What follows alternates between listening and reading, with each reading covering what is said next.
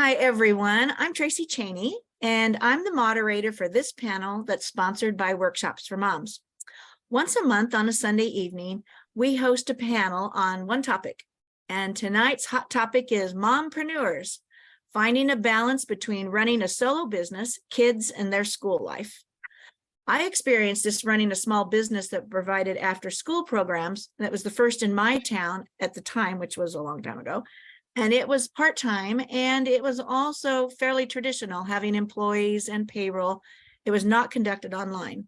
So the times have really changed, and we're going to talk to 4 women who are working online and all that that entails.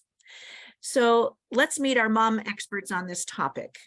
We've got Ren Roberts, is a single mom of 3. She started her first business at age 19, growing it into $500,000 a year within 3 years, sold it, then grew 2 more from the ground up in new fields because she perfected a foundational system that allowed her to run an online business. Many of you know her now as a coach, helping other entrepreneurs learning everyday technology that's needed to rock your business online through her Financial Freedom and Joy program. Michelle DeKaiser, sitting there in the middle, taught school for 8 years before having 3 children who are currently in elementary school. This past fall, she launched her first business online called Connecting Mamas. So Michelle is currently experiencing firsthand what it's like starting out from scratch, having to learn everything all at once in a condensed time frame of 9 months, going 90 miles an hour with kids in tow. Pat, who's sitting next to Michelle, retired from teaching a school program called Play and Exploration, where she taught for 15 years. And then she started her own business called Got Dirt, gardening for kids. A mom and grandma, she began by growing her own plants, but then has transferred that into working with families in her program called Fabulous Family Futures to get them out into their yards. Pat represents those of you who are really good at what you do and like what you're doing in your career and want to move right on into continuing with it, but as your own business. Agape Garcia, who's sitting between Lauren and Michelle, runs her coaching business, Be Your Incredible Self, alongside a full-time job while raising 2 kids as a single mom. She also has a nonprofit foundation providing resources to those suffering domestic violence. Like many of you, she's in that transitional phase, moving towards her goal of quitting her job so she can coach full-time. But her job supports her becoming certified in various fields of coaching and pays the bills. So welcome, mompreneurs. You're all very different. You represent different stages of being a solopreneur. And thanks so much for being here on a Sunday evening. So I have a few questions that I want to, we're all interested in finding out this information, and we'll do it as a round robin.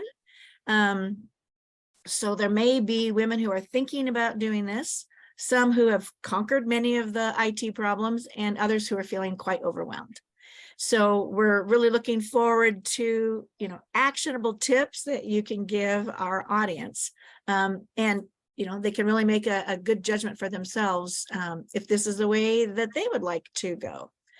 So let's start, Ren, with you on why did you become a solopreneur? Because I know you started your first business with a business partner, but left that and struck out on your own. So why did you become a solopreneur?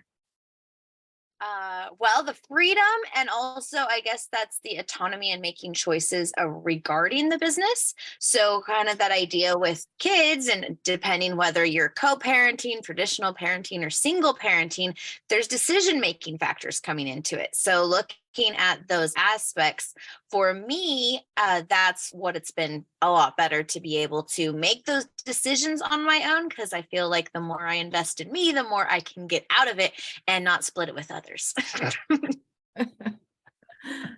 How about you, Agape? Well, I'm a very hard worker, and I get tired of trying to get through the rat race like everybody else, knowing that my capabilities are suppressed based on a manager's perception and or opinion. And quite frankly, I don't like drama. So dealing with corporate America politics is all drama. And so, exiting that and being a solopreneur gives you the ability to have flexibility, sense of freedom, and I can work around my children's schedule instead of trying to fit everything into this window of time. And so that is why I am on this path. Michelle? Whoops, we're not hearing you. I forgot I muted. My daughter walked in. Okay, But so we have kids and cats and everything else at home. We understand that. Well, I muted and then I forgot to unmute. But mostly for me, I think I fell into teaching, and I wasn't sure I was necessarily that passionate about it. And then when I went to stay home be a stay-at-home mom, I actually went and got my reading certification, thinking I was going to end up back in the classroom. And the thought of that was just like, I can't actually do that. Like that would and then it was going through the personal development and the journey of who I am led me to want to have other moms find their purpose. And that's kind of what just led me to this. And actually, I honestly would like to do it with more people. I'd like to have a whole team and to do it, but to get started and really just follow my passion is what led me to choose this route. And how about you, Pat? Well, actually, I had been in my first businesses were in partnerships, and they were successful, and I was happy to have the partnerships, but it each had their lifespan. And at this stage in life, when I had retired from working in the schools, I wanted to, it's more of what I felt was my purpose. I want to have a fulfilling life, and being that I am living more my purpose of seeing that the potential of our youth is developed, and building stronger families and bringing them back to nature. I work as a solopreneur, and I'm actually at the stage where I know I should let some stuff go and outsource it, but I have a hard time doing that. Well, let's talk about that, because being a solopreneur, the word solo is looks like everything is on your shoulders. So let's start with you, Agape. When we're talking about this, what about the money involved? I mean, that's why you're a solopreneur sometimes, because you also don't have a huge amount to invest. What do you do to lighten the burden for yourself? Well, honestly, I have made several mistakes that I've learned from, and I would say that hands down, being extremely organized in your administrative side of the business is definitely a time saver and can absolutely help save that money. Because if you are not organized, you already know the chaos that comes with that. And then you have to pay other people to help figure out how to organize you, because then time is of an essence. It becomes an issue. You just don't have the time to clean up the mess you created. So based on, again, my failures in experimenting in all of this, is definitely having the ability to be organized first before you start branching off and building. Because if your foundation is not solid, you can't build the walls and hang stuff up on them, period. And with that being said, saving the money, right?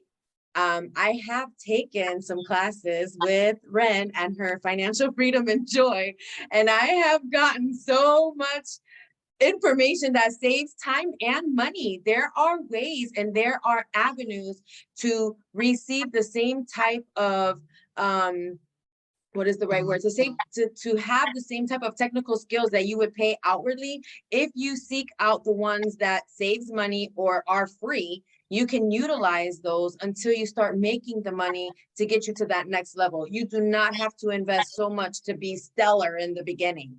Everything is trial and error. And with anything else, it takes repetition in order to become confident and comfortable to develop a routine.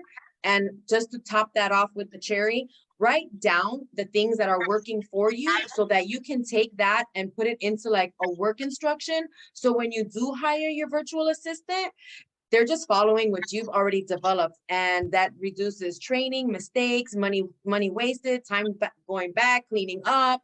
I mean, there's a lot to it. It's just starting organizing yourself first. Phew. Okay, so it sounds like you've spent some money on training and a virtual assistant. How about you, Michelle? Because you're right in the middle of all this. And did you have, start with a pot of money knowing that you were going to invest in your business? Or it's like, well, I just kind of figure it out as I'm going along? I think I've been in a little bit of a unique situation and got a little bit lucky because my mom's been very supportive. And so a lot of it was the coursework, I think, more. And it's also a fine line, I think, in trying to decide like when the business started or what was personal development, like for me at least. And so it's like, for me, it all started with the personal development and courses that led me to want to do this. And then the business started. So like, for me, it's figuring that out, but I got really lucky to have that support on the side as well. But I think what it really comes down to is deciding what you want and really sitting in on that, because a lot of times it's like when you see something that comes up, you're like, oh, I really need that right now. And your brain's like, all of a sudden, like, I need that. That's going to solve my problem. The question is, though, looking at it, learning to say no to some of those things that pop up, especially in your feeds and those advertisements and those things. And that class, so that's going to solve my problem. That's what I need. And honestly, the thing that really helps the most is that action taking and taking the next step forward. And as Agapi was saying, is that she was talking about all the organization and everything I've learned from around, I'm like, I haven't done all that yet. I need to like focus on some of that too. But then we get into that overwhelm mode, and then realizing that we're each on our own journey, and then just take a deep breath and ask yourself, always go deep into yourself. What is your next step? Because there's so much outside noise going on right now. And there's so many different ways to get to the same thing, but we all do things differently. And so you need to find the style that works for you, because it worked for one like head guru guy doesn't mean it's going to work for you. So it's you listening to the different pieces, but then figuring out what direction do I need to take. And you always have to go back to that. And I think the biggest thing with starting your own business is learning to say no to those opportunities, because there's so many out there, and then you start getting all these messages and everything. And so I think that's the first step is just saying no to some of the opportunities that are in front of you. And Pat, you came to this, I mean, having, worked and have, I don't know, retirement put into this, or that you're doing your passion project that something that part of you and part of what you were doing. So how has it been for you getting this going and investing in it? I mean, and where are you investing first? Well, I found, like, because I ran different businesses before, and I found like the one business where it was an entrepreneurial journey there, you have to know your own strengths. Like, what are you really good at? And then, go out and so I would invest, like, technical stuff wasn't really my thing. I learned a tremendous amount because of what I've had to do over the years. Like, this has been going on for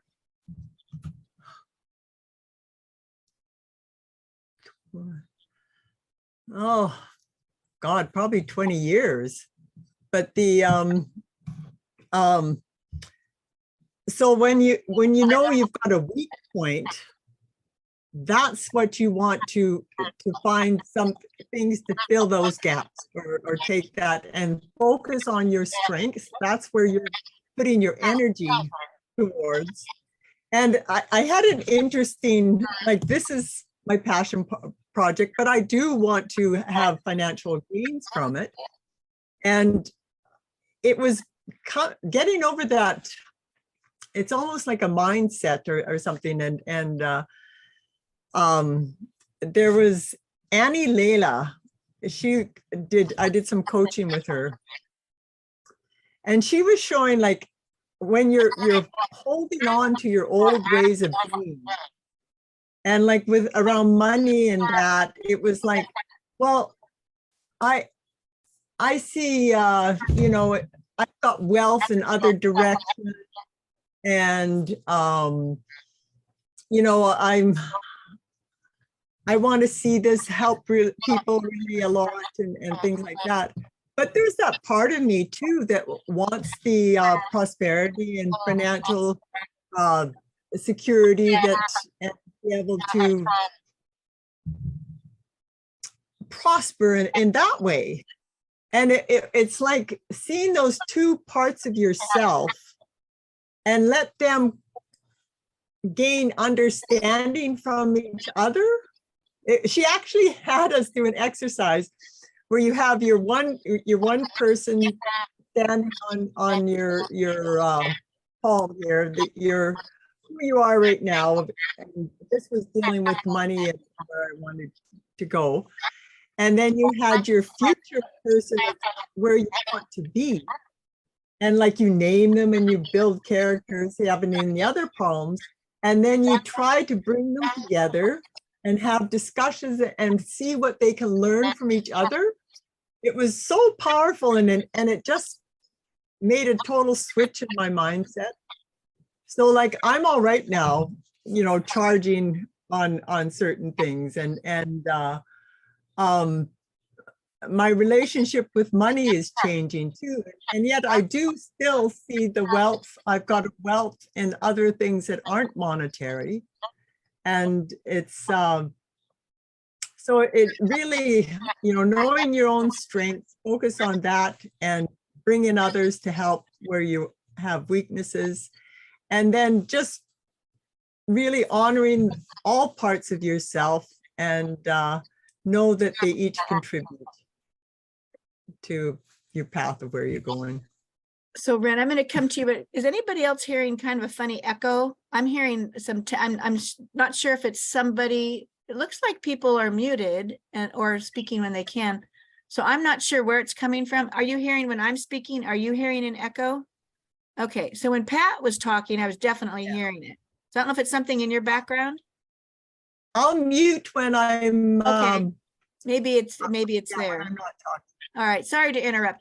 Okay, Ren. Yeah. So single mom, got to start a new business and investing. And what's your thought about that? And how's it gone for you? Well, starting at the basics is, why do people want to create a business? Well, a lot of the things come into, I want financial freedom. I want to make my own money. I want to be my own boss, and I want that. Well, from one of my mentors, Robert Kiyosaki, he talks about the cash flow quadrant. So most people are going to work for money versus have money work and generate more money for them. And so if you don't make that mindset upgrade that everyone's been talking about, and you start switching not only your internal mindset, though also about how you're viewing money, then you end up just becoming in this self-employed field. You go from, working for someone else to still working for your dollars. And so it's looking at, how do we start to run this business?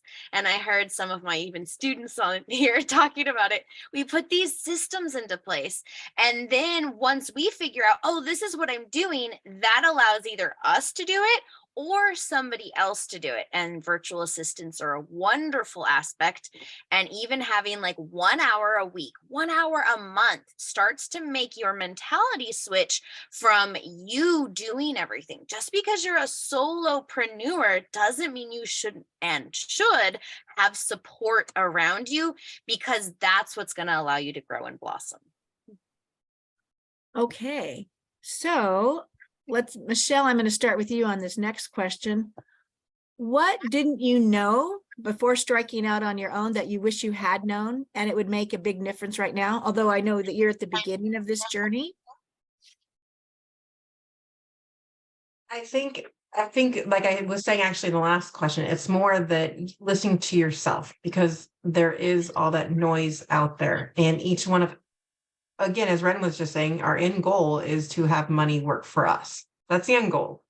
but also to give back. It's to have that contribution feeling and to do something for other people. So that's the end goal. But like each one of us just does things a little bit differently.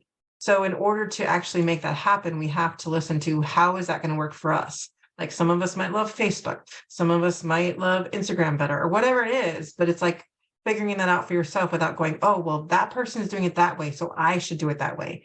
I can learn from that person and see if what they're doing does work for me, but if it doesn't, then I have to learn to get that out of my head. So all of a sudden I'm like set on this focus of like, oh, this has to work this way.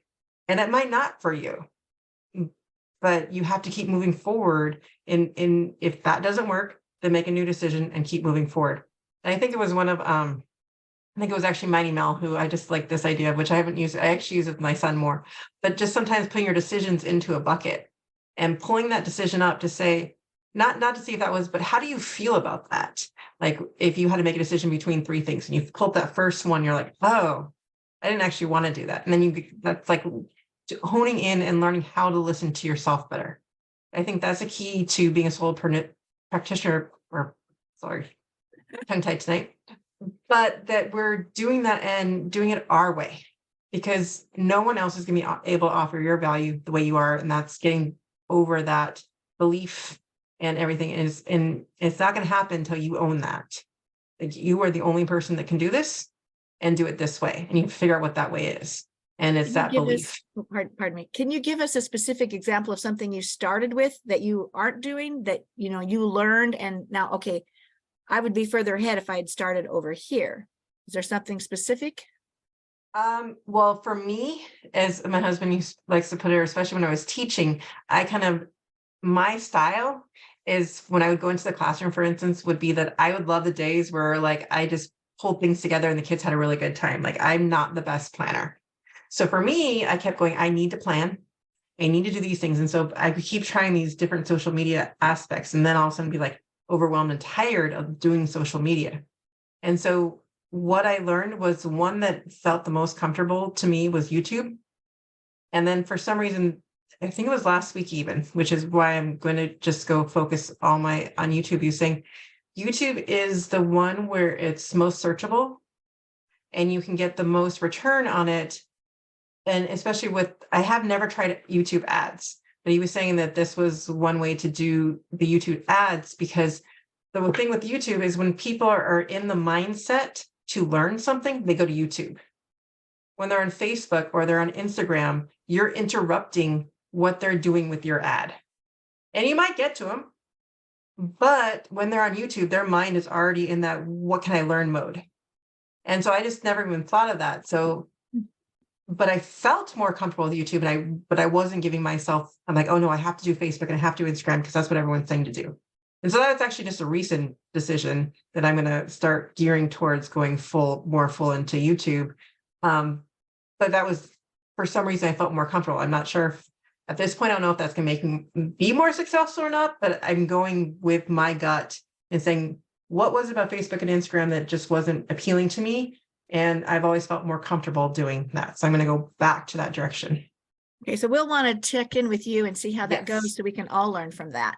Okay, Pat, what's something that you wish you had known that would make a difference now if you had done it when you were getting started on your own? Of course, now you said it's been a 20-year journey here, but what would have moved you forward faster?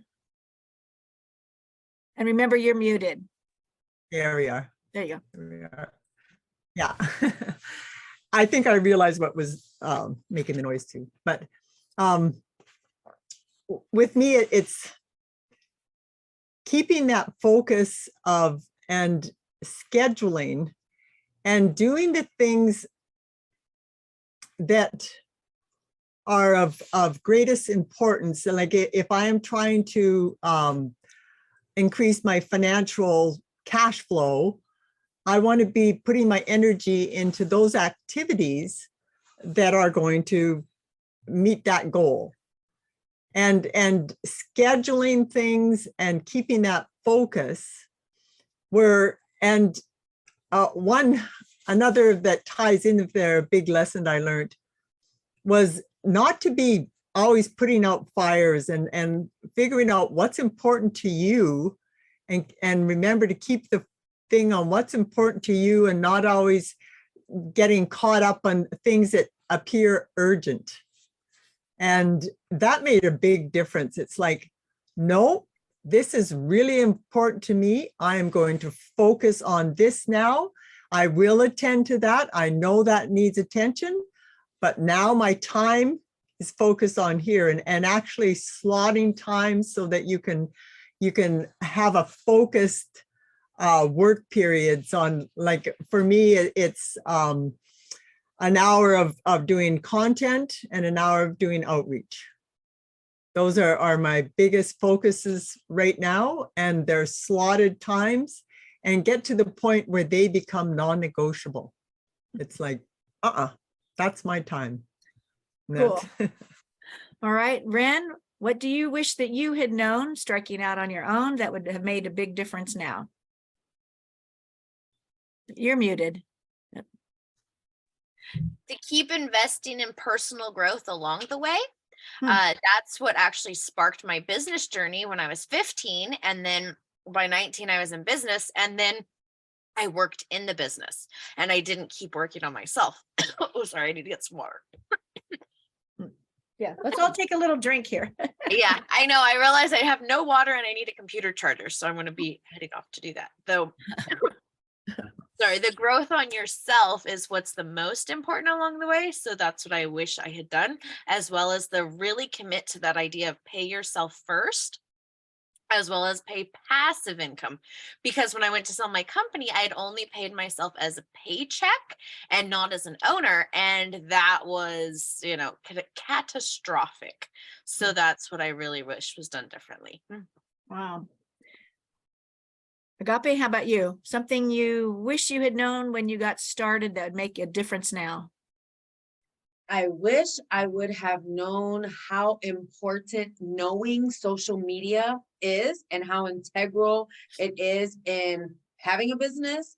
I wish I would have known that, because when you do not have funding and you need help with social media, it gets expensive. And when you are paying somebody that knows you don't know what you're doing, you can easily be taken advantage of. And so I wish I would have taken the time and have the patience to learn how to do social media myself. Not so much to do it myself, but at least to be able to manage the people that I am paying to do it. And when you don't have the funds, because I did not, I could have done that. I could have started a lot sooner without all the mistakes. And a lot of us don't like social media, and yet we're getting pulled into it if you're going to have an online business. Yeah. So yeah, we've been learning hard lessons along the way. That's for sure.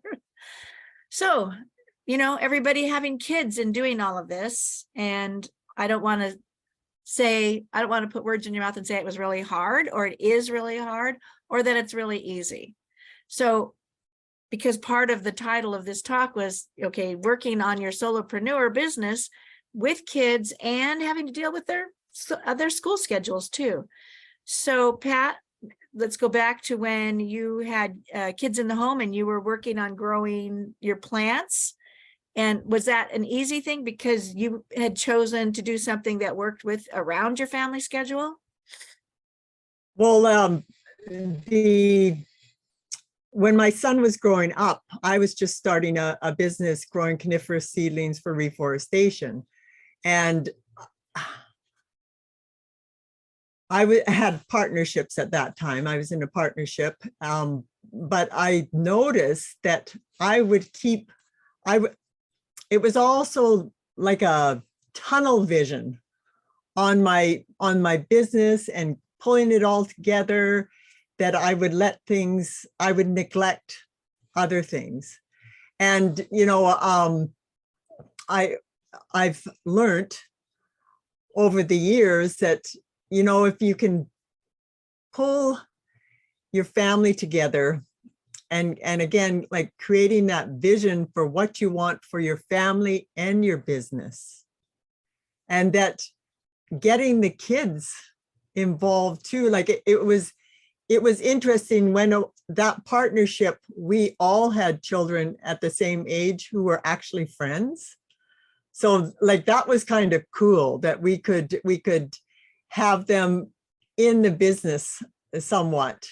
And it was always the future, well, our kids will take it over from us, after we retire from that. And it didn't go that way, but that was kind of the dream. But the thing is that if you can get your kids on board, and even like if it's just the vision that you're having for your family, for not so much for the business, that, and like with the kids, it's more like the concept of building a vision and way out in the future. If you can keep it shorter vision, and it's like for them, we're just going to do some time traveling, go into the future a little bit, and what would you like, and like get some input from your kids, and they get to see what's possible, and it brings them on board.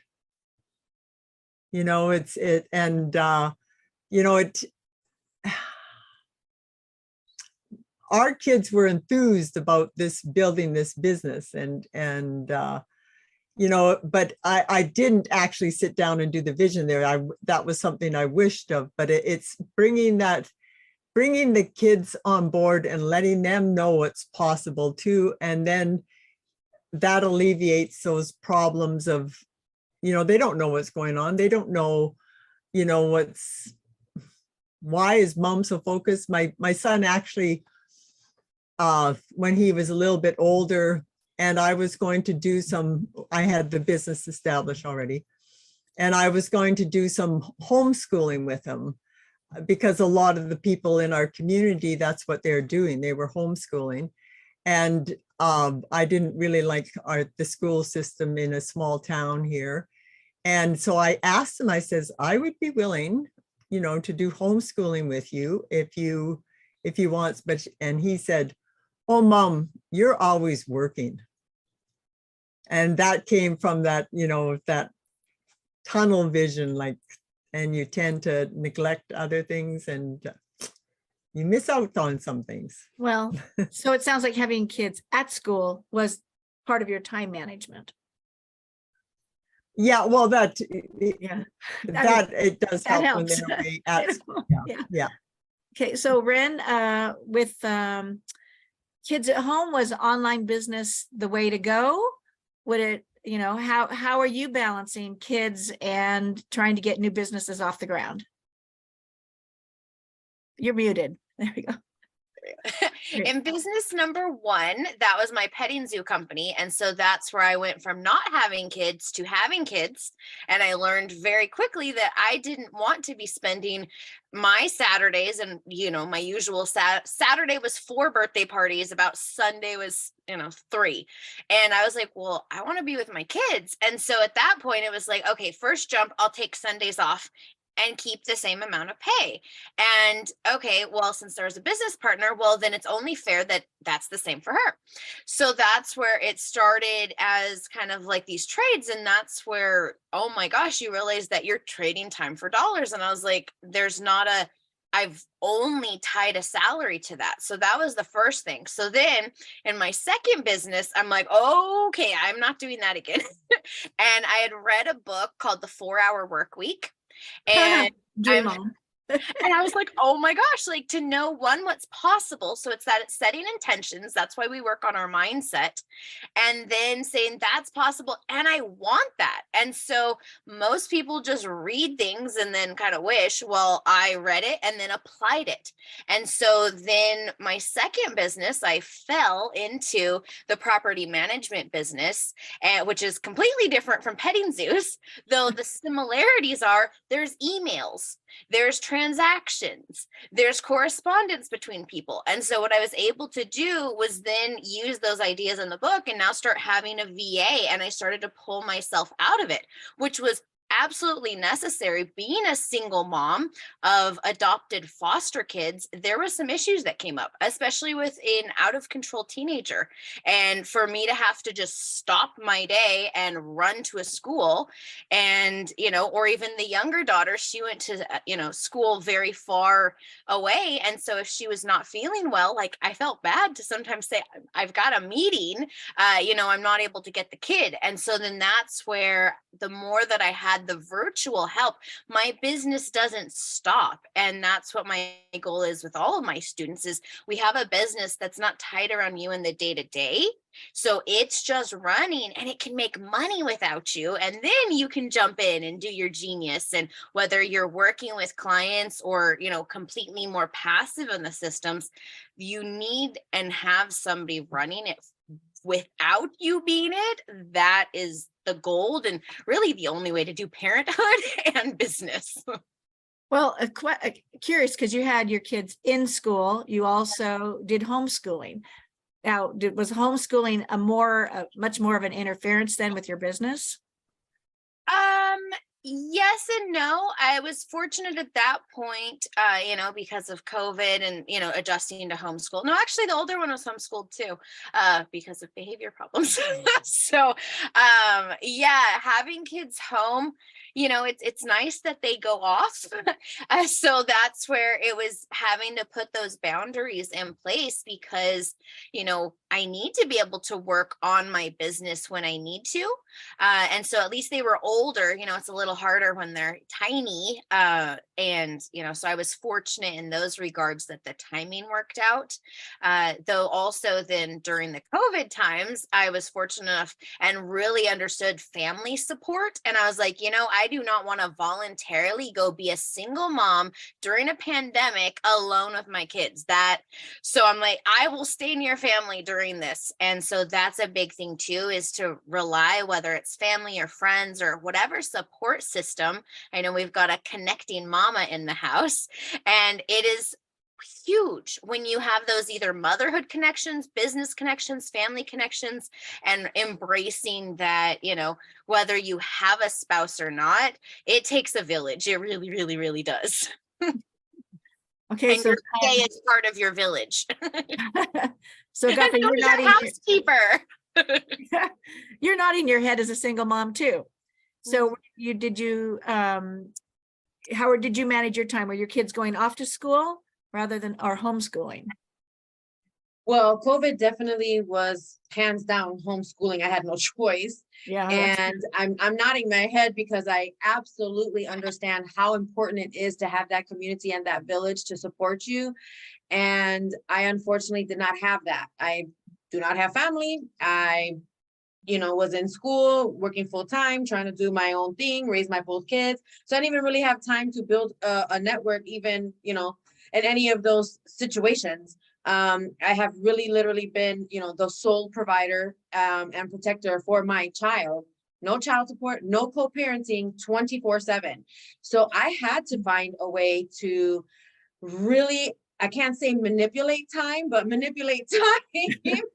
I mean, like, I would literally be, okay, how long does the washer go for? How long does the dryer go for? How long can that be in the pressure cooker? How long does that need to be in a casserole dish? How can I do 5 things at once and then make sure that my day is structured so to the T that, listen, if you're not in bed by 8 o'clock, we have a big problem, because you need to be sleeping by 8:30 so I can have 8:30 to 12 o'clock midnight to do my stuff that I'm trying to get done. And I mean, I've made some crazy situations into a party. Okay, blast your favorite music. Let's dance to your thing. Let's take care of organizing the closet, get your laundry together. I mean, you have to be creative, like you said, to get your children involved and be a part of the whole, bigger picture. But at the same time, you really need that alone time to have your mindset in the right way to really get your to-do list done. And you need to be very particular and articulate in how you go about that. We're losing her. So in school or out of school, to me, it was the same thing. Yeah. Well, Michelle, now did you do some homeschooling, and but is it that you got your business started when kids went back to school? Well, I did the homeschooling the year of COVID, and that's when I started studying 500. So it's debatable when my personal development / business started. It was all kind of like a journey for me. But it was that year, and I actually wanted to continue homeschooling. But my son and husband, and it wasn't worth the battle anymore. And so I ended up sending them all back, which worked out for us at the time. But what I was going to say with getting the kids involved as well, it was funny actually today. We were driving home from our birthday party, and we've been listening to a lot of different podcasts. And today I actually put one on that I was on. And the look on my daughter's face when the person announced Michelle de Kaiser, like her eyes, I could tell from the rear mirror just went huge. And then I pushed pause, like, oh, you guys don't have to really listen to this. And I'm like, well, we thought you were going to actually show us like that you were on a podcast. I'm like, I've been on quite a few. I guess you guys aren't really paying attention to what I'm doing. And she was just all of a sudden like, no, I want to listen to it. And then so part of it though was all of a sudden like, for me, I think it was also a mental shift today just to do that. Because I was like, I felt like I've been kind of like hiding some of the stuff that in a way that I've been doing. I want to be even more open about it. And I think that's where the shift starts to change is when that happens. And so as I even, once we decided, they realized what it was, I was like, well, I want you guys to really like, this is my perspective on what's happening. So if you guys have a different perspective or disagree with how I'm explaining things, please let me know. Because I don't want this to feel like I have these ideas in my head, as I've been saying to everyone, that I see them jumping on board. Both of my kids have now spoken at a summit and doing the things that I'm doing that would never have happened had I not gone this route. So looking at those moms out there going, well, what am I going to take away from my family? My question is for you, what are you going to give to your family by being a role model for them? Cool. And I didn't think about that. And that's where I was kind of stuck. And so in the car, I was like, my stomach's all churning, and we didn't finish the podcast, but at times we paused, and then I purposely didn't turn it back on. And I was waiting a minute or two to see if they were going to ask them. But I was like, hey mom, it's time to turn it back on. And so it was really cool to see them start to really understand. And every once in a while they want to do a short or do something to help. And like, they're off now. My son might do a microgreen business this summer, or might, but just my daughter's making her evil pumpkin website. Just some of the things I don't know if would have happened had they not seen me doing this stuff and just opening more doors. So now they have a famous mom. So you've gone up in their esteem, right? I've gone up a little bit like, oh my gosh, you run a podcast. We just thought you were just doing summits. Those Okay. don't count. So I'm going to do a go around of the one word. What is your biggest frustration? And then we're going to end with your main piece of advice that you would want moms to think about who are kind of wanting to jump into this whole idea of being a mompreneur.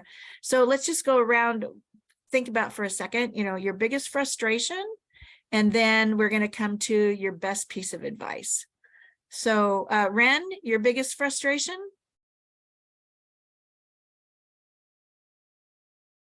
Time was the first thing that popped into mind when you said that. So one word, time. Time. Okay. Agape? Oops, you're muted. Thank That's you. okay.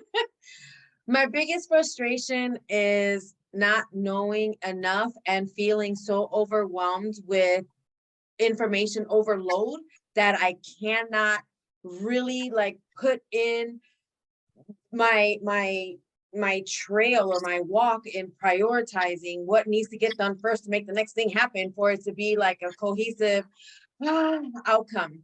And so my best Hold on. advice and all No, don't give that your advice is, yet. Don't give your advice yet. We're just hearing the Oh. frustrations, and then we'll come okay, around. sorry. Okay, Michelle, no, go ahead. Michelle, your biggest frustration?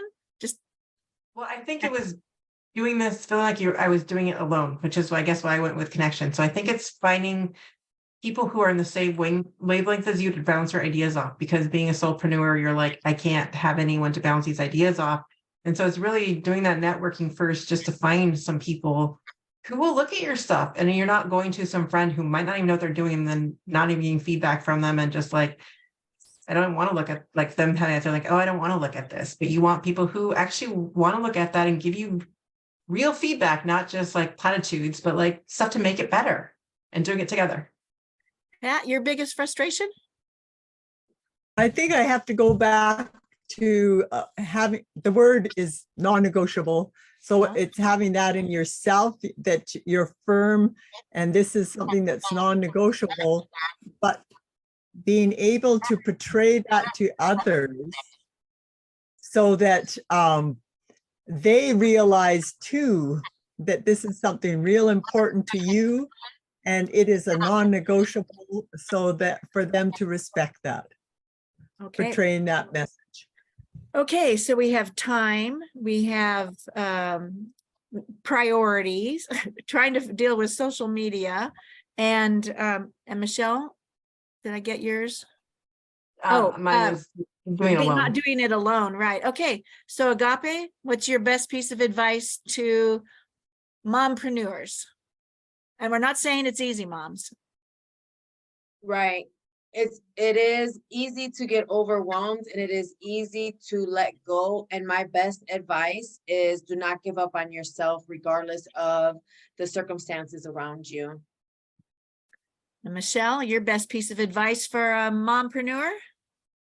Yeah, keep moving forward, but twofold is, first of all, what is your focus? Because for my husband kept saying, I kept going around about like, I really want to sell this course, but I wasn't necessarily doing the things to sell the course. So asking yourself the question, what is your goal, if that's what you want to do? And making sure that, because that felt uncomfortable to me, that was the one I kept going around. It's going to take uncomfortable action no matter what, but making sure it's the right uncomfortable action. Huh. And when it's uncomfortable, how do we know? Because you don't want to do it. A whole lot of this stuff I don't want to do, like social media. Pat, your best piece of advice? I think re-looking, knowing your why you're doing it, and reviewing that, and so that it gives you the strength to overcome the different challenges. And you know, for me, it was living my purpose and having a fulfilling life, and what that means to me. And if you just review that every once in a while, it'll get you through the hard times, and as Michelle said, keep you moving forward. And Ren, your best piece of advice for mompreneurs? Mentorship. Mentorship? Yes. So putting yourself around, whether it's, your colleagues or, a paid coach or a program, it's always being open to new ideas and that inspiration, and that's going to keep you going. But just kind of like Michelle was saying, how do you sort through that? Well, that would be get very clear on your intuition, as far as, knowing which, technology that you would be using, or which mentor are you drawn to, who has the results that you want. And then as you hear different pieces of advice, it's trusting yourself to be like, wow, that would be a good one to test out. And another one, you might be like, maybe not for me. And then also discerning between, is that a fear of myself that's saying it's not for me, or is that my wisdom saying not to, waste time that way? So that's why, going back to my prior thing on personal growth, is the biggest thing, and having that, because you're steering your ship as the entrepreneur and the solopreneur. You're not wanting to do this with, two co-captains. You are wanting, and you are in charge of as far as you go. So the more that you put into you, you get back that tenfold. One of my mentors this weekend was saying that she just hit $1 million in investing in herself. And she goes, well, you know what? My company's doing $5 million every year. So that's a pretty great payoff. Wow. So sometimes it's uncomfortable. Sometimes it feels good. I mean, I guess that's just what we as women just have to be able to, being clear in yourself without a whole lot of, first you're talking mentorship, but then it's also like how much of that is, figuring out you and being you. Can I say one more thing? Sure. Well, when Ren was talking, it made me think that, because we always have those personal development books and say, like, when you hear yourself saying, I already know that thought is probably a sign that, yeah, you know it, but have you taken the action that goes with it? And so I think that that's what you should be asking yourself, that because we keep saying that, oh, I don't need to listen to that. I already know that. But that's probably why you're hearing it again, because you hadn't taken that next step. And that's what we need to be asking ourselves is what steps, what does that say in front of me? Yeah, I've heard that before and I'm hearing it again now for a reason. As you know, as Ren was bringing that personal growth, we need that. And we keep saying, oh, well, I've already done that. Well, maybe it's time to revisit and take a next action. Now we've so Marcy and Cheyenne, hello up there in the gallery. Yeah, I don't know if you have anything that you want to add to the conversation before we head to the women's circle, which I'll talk about in just a second. If there's anything that you want to add to this conversation, or if there's a spark. And I want to say to everybody who's listening to this because we film this and then it will be available for you in replay. And there will be everybody's contact information there, so you don't have to try and grab it in the chat. But Marcy or Cheyenne, anything? I'm not trying to put you on the spot. Yeah, I think you had a great conversation for sure. I think a lot of moms need that. Being a single mom myself on a business venture has definitely, I call it jumping into the deep end of the pool, and then my network has become my life jacket. As you said, it kind of takes a village to make it all happen. But one thing I caution people is to know when to stop. You guys referenced it a little bit as far as like who to find for a mentorship. Be sure to ask those questions of other people that have partaken in the same mentorship or the same coaches, because there's definitely people out there that will use your vulnerability of the unknown against you, and you think it's a good program, but it may not actually serve you. So to do your research and make sure that you're having your own stops and blocks in place, because there are ones out there that will manipulate that to their advantage and not to yours. Oh, I have spent on those. Yep. In my journey. Well, thank you, Cheyenne. That is all really helpful. So at 6 o'clock, when we have these panels, we end with a women's circle and everyone is invited to participate. And Michelle, this is part of what she has been creating, a connection of moms, and she'll be leading that. And we'll take a stretch break, and if people need to move around or move on and other people come in, that's great. I will say that Michelle would like you to have a candle. Is that correct? A candle and something to light it with. And she will give us a different configuration here than our panel. I love this. Michelle created this panel for us. So awesome. So that goes from 6 to 7. And we found that is just a really nice way to end a weekend, to end the month. We have these panels on the last Sunday of the month. It's just because of Memorial Day. That's why we bumped it up a week and got out of our groove a little bit here. So it's just, we've found that it's just a very nice way to kind of end things. But I also want to put a plug in here that Workshops for Moms comes to you on Thursdays as our usual show. And we alternate between 10 o'clock and 5 o'clock, on alternating weeks, to find the best time for moms to listen to, or, most of us like to listen to podcasts and things when we have time. And so we are available for sure in the replay.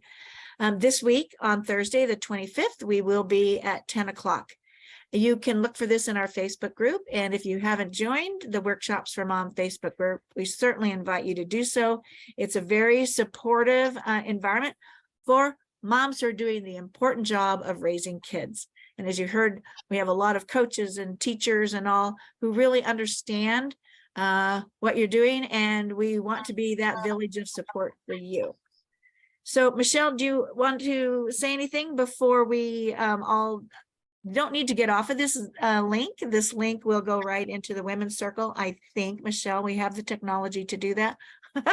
Don't ask me. So is there anything that you want to say getting us set up, and as you change the configuration and all? Today we will need, as always, a candle. And yes, please make sure you have paper and pen of any sort just to write stuff down. We're going to do it a little bit differently than we've done in the past. But other than that, I'm looking forward to some connection and doing this together. One thing I do want to say about the Facebook group is just remember, I don't know if, I think you might have said, Tracy, but all the replays for all of the stuff go to the Facebook group. Well, this will be public, but like all the Thursday ones. So if you're in the Facebook group, you'll always be able to see the replays for the week. Right, so you know. that's true. So, so if there's somebody that you want to get in contact with here on the panel, that information will be posted below the replay. So it will all be there with their name and how they'd like you to reach out to them. Because look at the women that you have here, all super supportive, here for you, especially those of you who are entrepreneurs. You've seen these women get out there and do it. And we've got somebody probably coming for the circle here. So I'm going to bounce out of that and let Michelle reconfigure us. And you probably need to stop this recording